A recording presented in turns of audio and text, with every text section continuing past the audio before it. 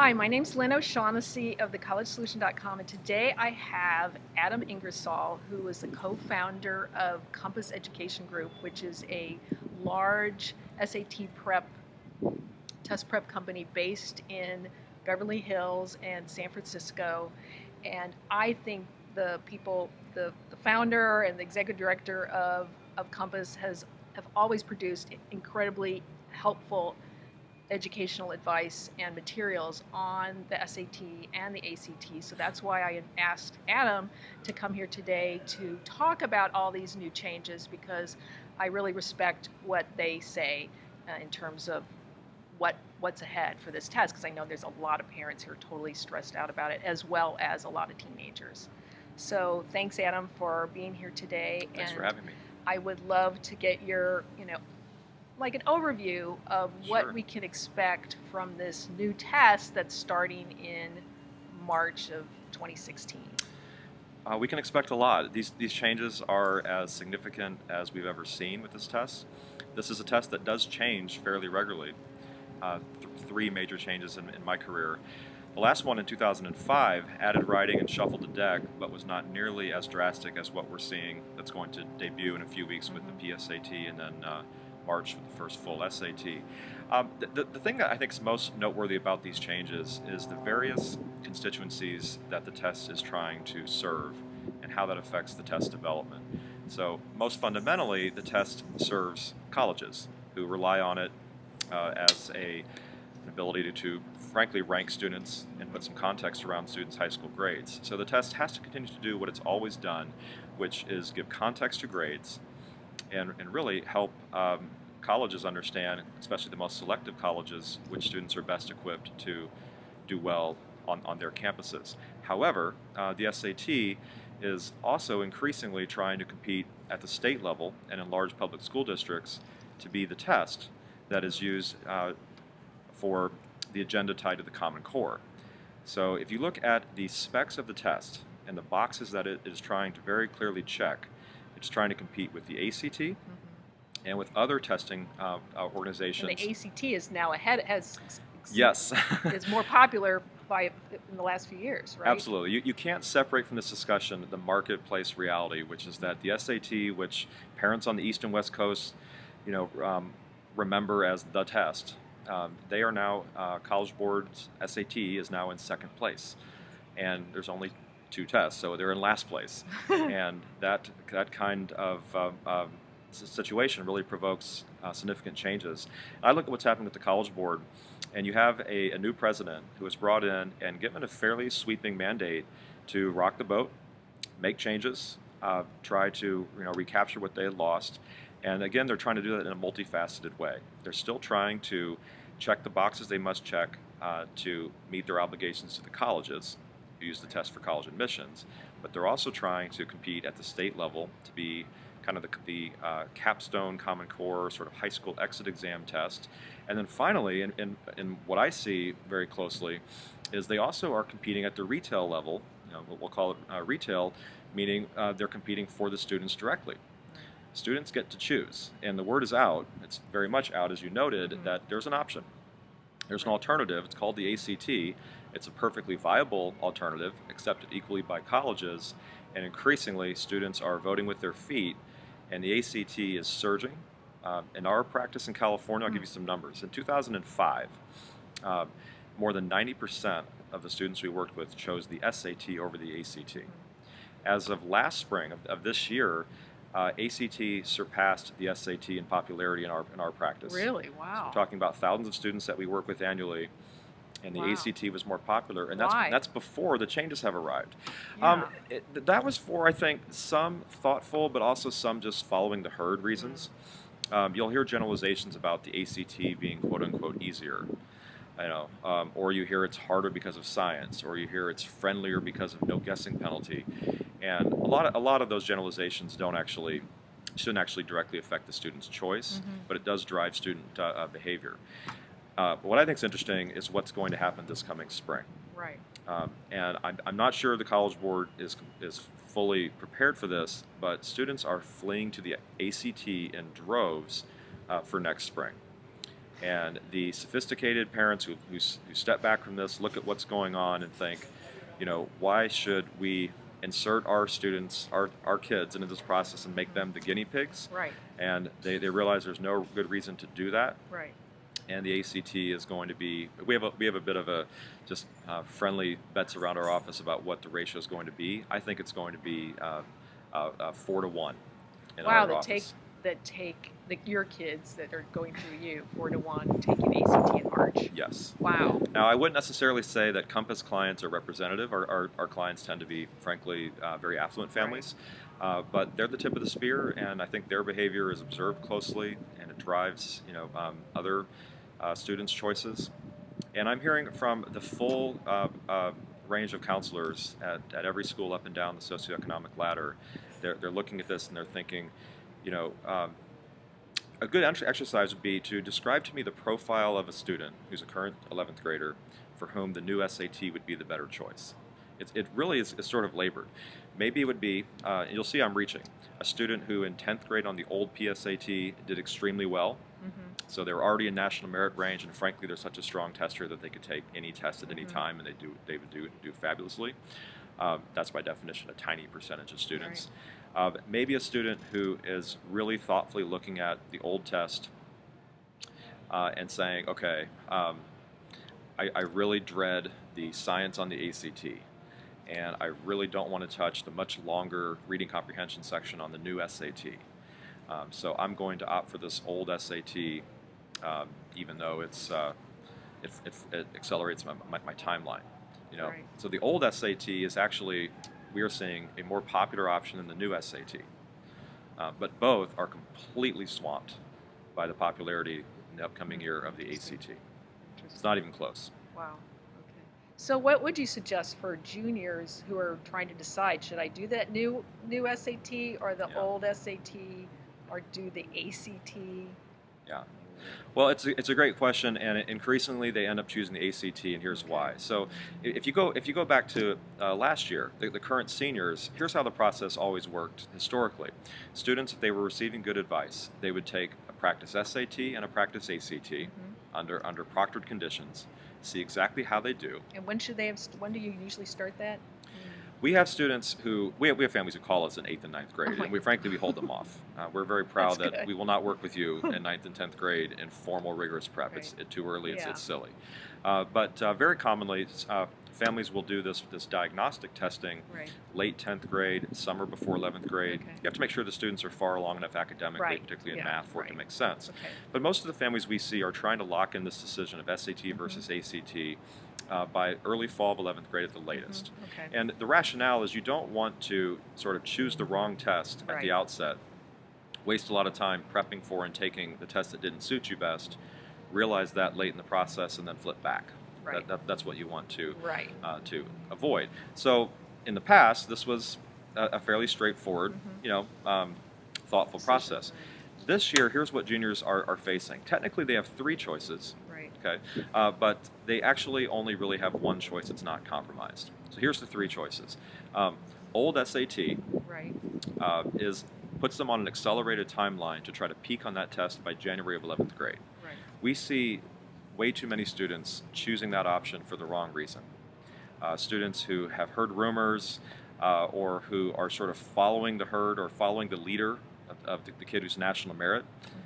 But we are seeing students who are putting all this effort into the old SAT, will certainly improve on that test and may do quote-unquote well by January of junior year, but they probably won't do so well that they, or frankly their parents, will say, okay, good enough, you're done with testing. Right. So that student who put that exertion into the old SAT is then going to need to flip to the new SAT or the ACT, and that's not very efficient.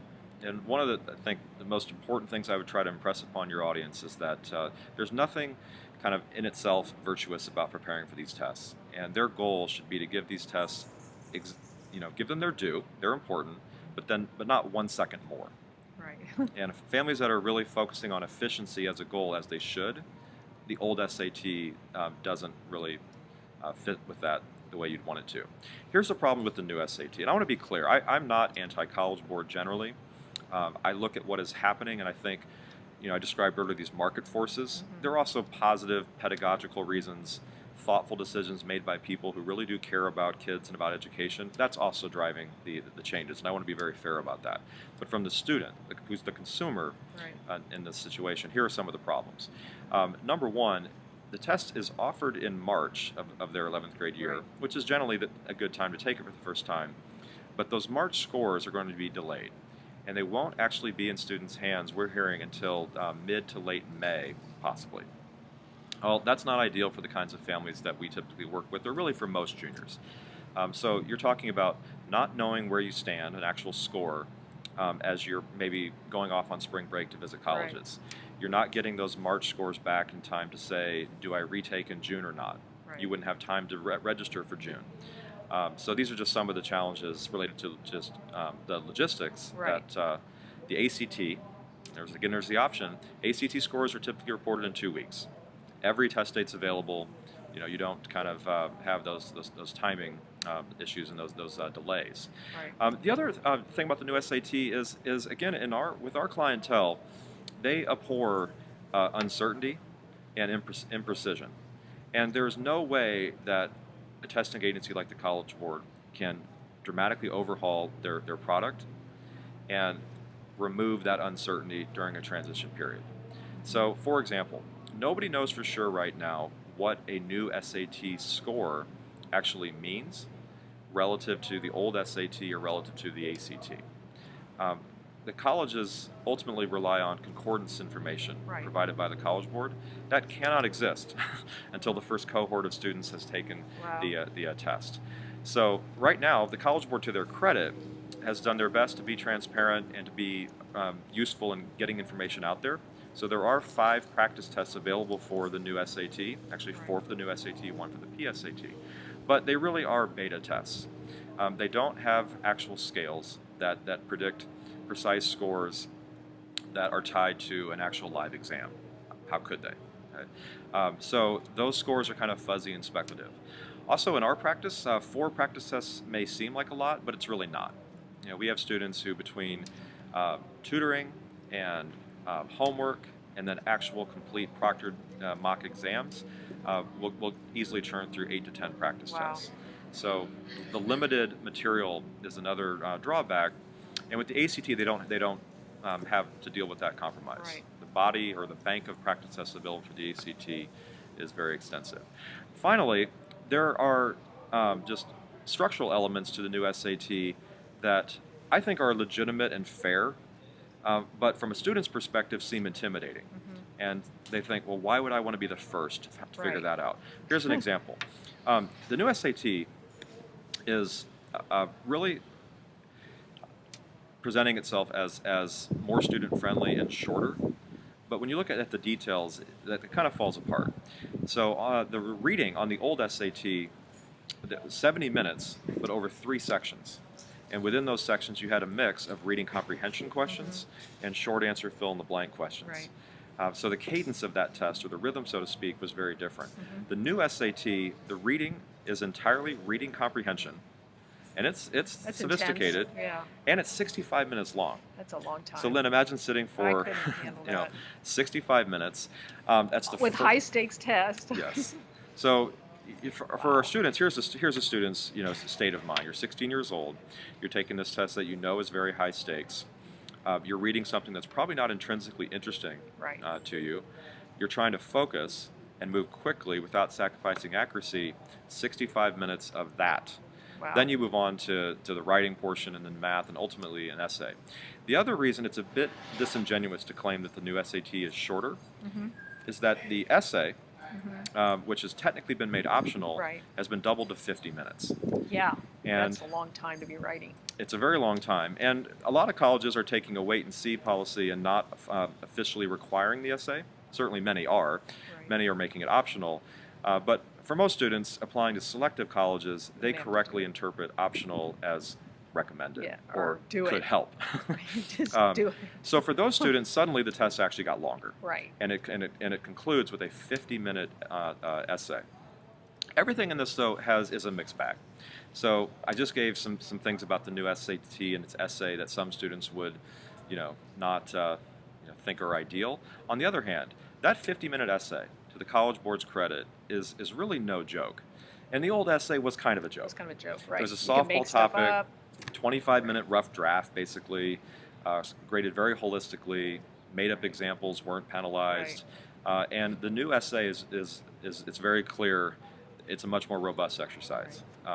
Personal examples are very much discouraged. It's not about just what you think generally about some softball topic. You are reading a passage of up to 750 words from a very legitimate essay that a very legitimate writer wrote. And then you are asked to really offer rhetorical analysis of that piece of writing. And in 50 minutes, the expectations for what you can produce are understandably higher. So again, I think there's always pros and cons in any piece of this that you talk about, and the generalizations that are made are often not helpful. A specific point for the essay is that a student who is a strong writer is going to get to show that off on this new SAT. Now, do you think, what would you suggest for those who, whether they should do the essay or not? If you are applying to a selective school, you should just automatically do it, or not? Well, the thing is you're probably applying to a range of selective schools, and within that range there will be at least a few that require it. So you're going to be writing it anyway. But even if you were not technically applying to colleges that expressly required it, none of your schools on your list expressly required it. If you're applying to selective colleges, and especially if you think you can do well on that essay, and you can, with practice, it's a manageable task. I think students should do it. And this is totally speculative, but I think over time, probably within just a few years, you might see this new essay gain traction. I think as colleges start to see it, that it's actually maybe helpful in their admission process. I would be very surprised if it'll take 3 years. It'll be 2019 actually before we have really good concordance data and institutional research from colleges. But I think you will see the colleges that get the essay from most of their applicants. And then ultimately, this is what they do. They'll track that to performance in college freshman writing classes. They're going to see strong data in terms of the predictive utility of that essay. And I guess how many schools now use the current essay? Was it that many, or? Well, a majority of selective colleges definitely required it, but most of them freely admitted that they didn't really look at it. They didn't care all that much about the score, although the score was factored into the writing score out of 800. But yeah, the old essay was about 30% of the writing score out of 800, so it was technically about 10% of your total score out of 2400. But it was probably the most lightweight piece of the test score from the college's perspective. And colleges have long been able, technically, to actually download an image of the student's essay and look at it. And very, very few bothered to do that on the old essay. I don't think a ton of colleges are going to have time to do that on the new essay either, but I'll say this. This new essay is not going to be easily gamed in the way the old essay was. And colleges who did receive an application from a student and thought, wow, this is a really kind of overcooked set of application essays. It looks like too much help was given. That college could pull down the student's SAT essay and know almost immediately where the student really falls in terms of writing skills. Great. Okay. Do you want to talk about any other changes? For instance, the math. There's going to be major changes, obviously, in that too. The math changes are significant, and this is where I think if a parent were to sit down and take the SAT, the new SAT, they would not even recognize it. They remember an old SAT with a lot of questions that really were, whether they admitted it or not, kind of aptitude-ish, in their presentation. Word problems with dense, tricky logic, and kind of it was more puzzles to sort through than saying, what do you know from Algebra 2. David Coleman, the new president of the College Board, wants nothing of that anymore. Unabashedly now, it is trying to be much more of an achievement test, or we say a test of alignment with the College Core and with academic standards. So what that means is geometry, which used to be a pretty big deal on the SAT, plane geometry specifically is really being diminished. And the new SAT is all in on Algebra 1 and Algebra 2, which parents should know. This is just sort of corny Common Core lingo. Heart of algebra, Parents, you will see on your child's PSAT report subscores for Heart of Algebra. That's Algebra 1. You'll see Passport to Advanced Math. That's Algebra 2. But they're going much deeper on a much more focused and they would say relevant set of math skills, primarily from Algebra 1 and Algebra 2. Here's where something gets lost in the discussion. You are going to hear, you already are, lots of generalizations, pundits, test prep people saying, well, the new SAT is now just so much like the ACT. Yes and no.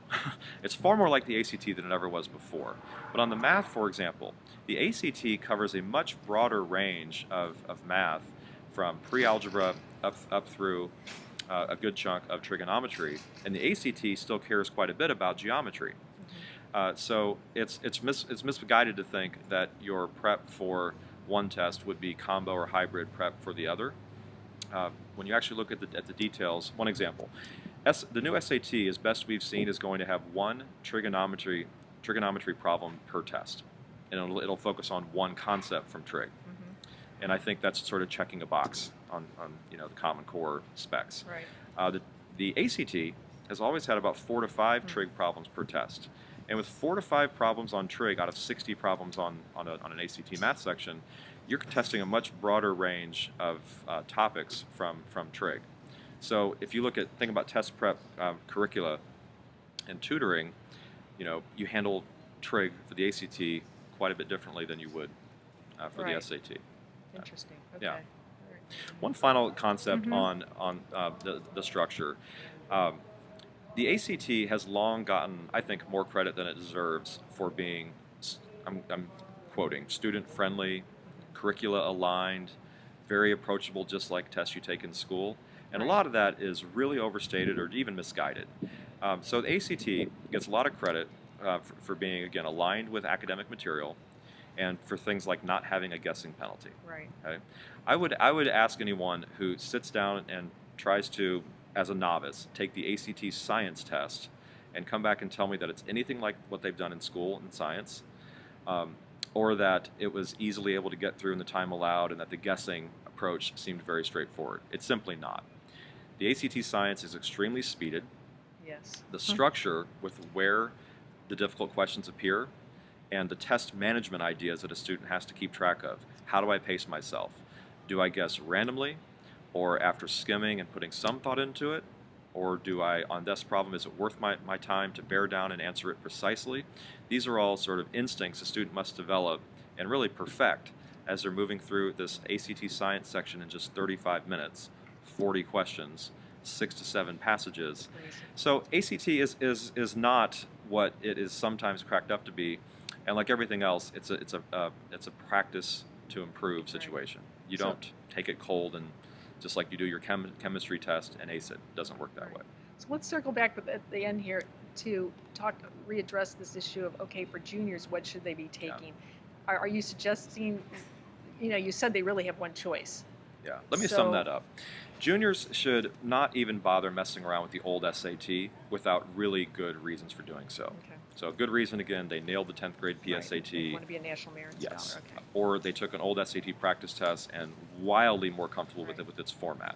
And that's going to be a tiny, very, very small single-digit percentage of students. The new SAT, students should get exposed to it by taking the PSAT at their school in October of 2015. Okay. So a few weeks from now when we're recording this. Right. They may find they like it, they're really comfortable with its format and with their score that they get back in December. Okay, great. And they decide they're not in any way disadvantaged by the delayed reporting of the scores in the spring. Maybe they choose the new SAT. But no student, I believe, should choose the new SAT without first, ideally in fall of 11th grade, taking a practice ACT. Okay. And my recommendation is that if you try both, and your scores on the two are similar, or if the ACT is even just a little bit below, close, then you look at everything available to you, and you look at the body of practice material that's available, you look at the timing of the test dates. Most students are going to, not hysterically, but thoughtfully say, you know what, ACT seems less risk, more certain to me. I'm going to go with that one. Okay. And we are seeing that in droves. Okay, cool. Well, I wanted to end here by telling people they can get this wonderful guide that Yeah. explains what's in the new test, compares the ACT and the SAT. It's a wonderful guide. I don't know if you want to say anything more about it, but Sure. it's on compassprep.com. This is our baby. With this, we publish this every year. It's 80+ pages of everything that you possibly need to know about admission tests. It's not test prep. This is not a book you work from to improve your score. It's for not only students but parents and counselors. Any question that would possibly come up about these tests, it is in here with the data, everything that we know about it. And we've given out more than 100,000 of these over the last decade at the very competitive, frankly, affluent schools in California where we are regularly asked to present. But for the first time this year, it's now available as a free ebook. We'd love to see it get out there far and wide, helpful to everybody. Yeah, it's very helpful. Compassprep.com, you can download the free ebook for our guide to admission testing. Okay. All right. Well, thank you, Adam, so Sure. much for explaining what's ahead for the SAT. You can probably tell I'm always glad to talk about testing. You're very passionate about the topic, yes. Thanks for having me.